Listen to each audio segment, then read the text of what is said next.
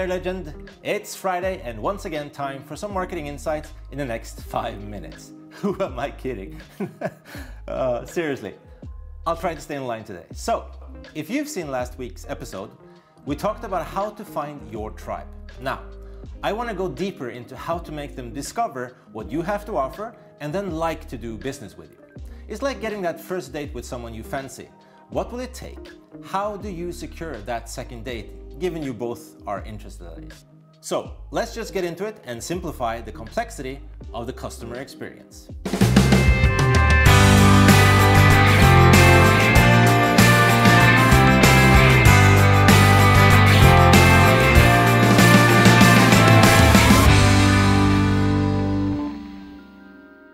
What's up, everybody? Arnt Eriksen here with yet another 5-Minute Friday. It's awesome to have you here and to see your smiling, happy face. It is Friday the 13th, so that might be the reason, or perhaps you're just excited to see me, yeah? Anyhow, if you like this episode, give it a good thumbs up. It actually makes a difference. Please subscribe and write to me in the comments if you have any questions related to this session or others. But let's move along to the topic of the day.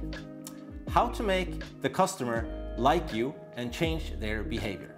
As we talked about in the previous session, you now found who your tribe is. Or more precise, you know who your ideal customer is. And now it's time for you to get their attention, engagement, and make them like your business. According to a report by HubSpot, the 2016 State of Marketing, marketing has now entered the age of the consumer. They have more info and power at their disposal than ever before. And we, the marketers, must rise to meet the expectations and better buying experiences. Customer satisfaction is a key indicator of success for brands along with customer engagement. Brand awareness is a long-standing one-way B2C broadcast, while customer engagement indicates the rising importance of personal relationships with two-way communication, dialogue, social conversations. Think about the brands and companies you like. Most likely it's less about the cost or convenience and more about product appeal and customer experience. Am I right? Let me explain. We all know what a good customer experience looks like from own experiences. And we get this emphasized with opposite experiences, either mediocre or bad to terrible experiences. To quote Jeff Bezos from Amazon, if you make a customer unhappy, they won't tell 5 friends, they'll tell 5,000 friends. So, focusing to produce a good experience is the minimum. We've all had them. Companies that have lost the order, seem scattered at the meeting, or shipped the wrong product.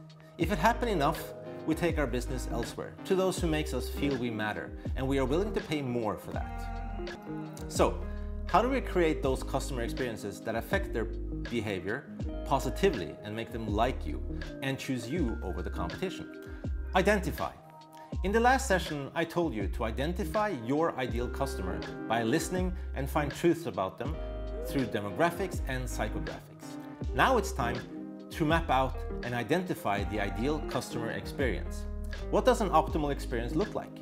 Make a list of all the touch points the customer will have with your brand, from first contact to after the sale, to up to when they refer you to their friends and family.